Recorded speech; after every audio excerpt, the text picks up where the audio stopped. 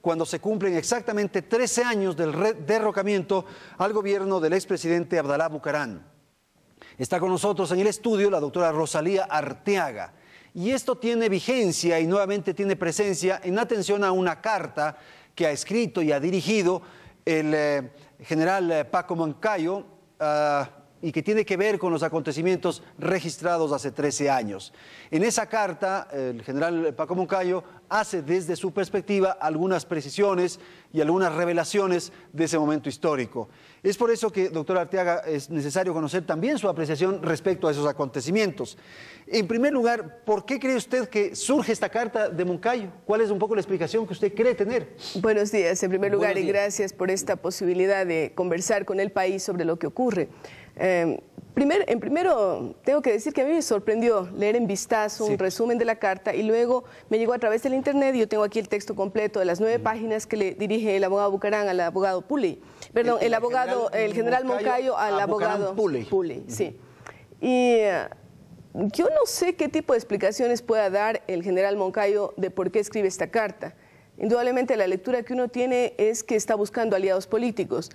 Tengo que decirle que yo escribí este libro que se llama La presidenta del secuestro de una protesta, que es un libro que lo escribo en el año 97. No es que lo escribo ahorita, lo escribo en el 97, cuando estaban los acontecimientos muy frescos y toda la memoria muy, digamos, reciente respecto a lo que ocurrió. ¿Por qué el general Moncayo no desmiente mi libro enseguida? ¿Por qué no lo hace cuando él está en campaña electoral para diputado, para alcalde de la ciudad de Quito? ¿Por qué no lo hace y lo hace ahora 13 años después, cuando él tiene problemas por el tema de la construcción del nuevo aeropuerto? Eso es al menos lo que yo hago en una lectura de por qué la razón, porque no hay ninguna otra razón de que después le entre como una especie de remordimientos, ganas de franquearse. Será, yo no sé, realmente no entiendo por qué de esta carta si no hay esta otra lectura de carácter político que tiene que ver con los problemas que está afrontando actualmente el general en relación a la construcción del nuevo aeropuerto. Ahora, él revela en esa carta algunos hechos y, por ejemplo, señala que usted provocó, que usted convocó a una reunión de la cúpula de las Fuerzas Armadas y que usted fue con el doctor Solórzano, con el presidente de la Corte Suprema. Mire, eso es mentira. Primero, yo no provoco esa reunión. Yo tuve varias reuniones, eso es real y yo lo pongo en el libro. Eso da la sensación de que usted estaba palanqueándose, que le aprueben, mire lo que yo pongo aquí en la página 100 del libro. Sorpresivamente, para las 7 de la noche me llaman al comando conjunto. No soy yo la que pido ir, sino que me llaman. Vamos con Claudia, mi hermana, Nelson Robelli, Gil Barragán, Mauricio Gándara, Carlos Ortega y Jorge Zavala. Y para mi sorpresa, yo pongo aquí, voy más o menos a las 7:30 del comando conjunto. Existe una gran tensión, están reunidos todos los generales y para mi sorpresa encuentro que está allí Carlos Solórzano. O sea, yo no pido esa reunión.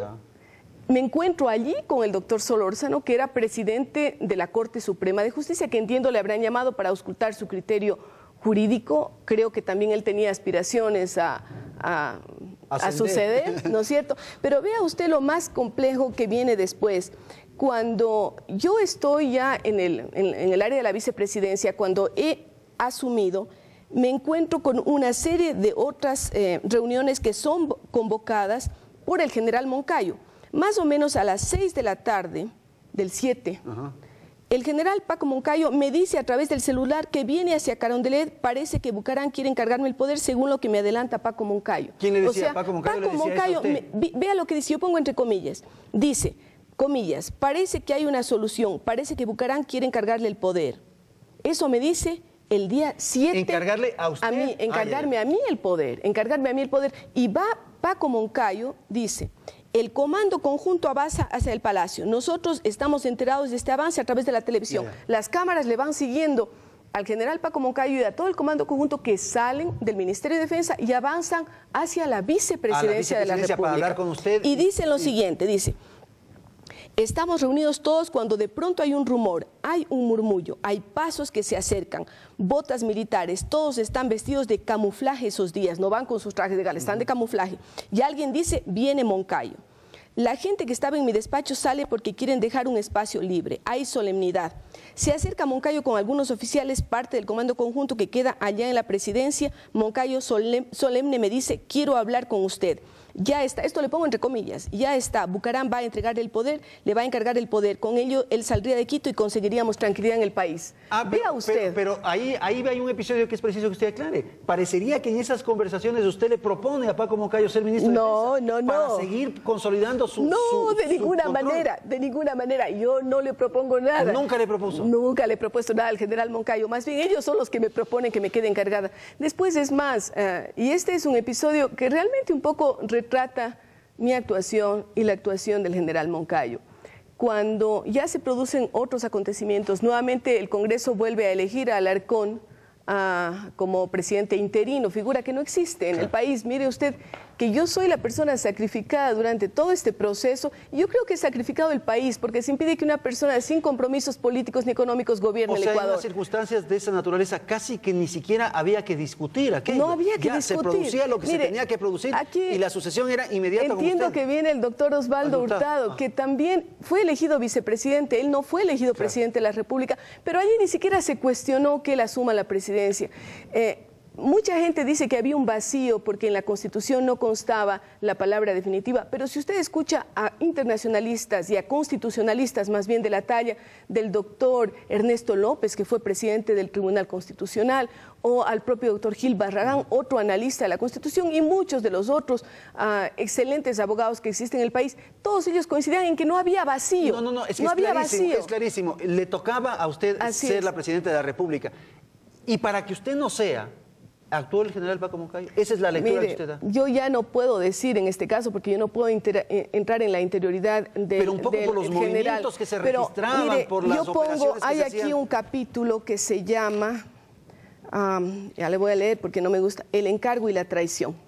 Allí se relata un poco. ¿Es un artículo suyo? No, es un capítulo dentro del libro, no es un artículo, hablando sobre el sábado 8 de febrero, cuando ya Bucaram me encarga el poder, porque lo hace verbalmente cuando él, al momento que se sube a la escalerilla para fugarse a Panamá, cuando el Congreso me ha encargado el poder, cuando los señores militares me han dicho que hay un respaldo total de Fuerzas Armadas, después de esa reunión de... Si todas esas instancias del funcionamiento del Estado le habían encargado a usted el poder, ¿en qué momento es que...?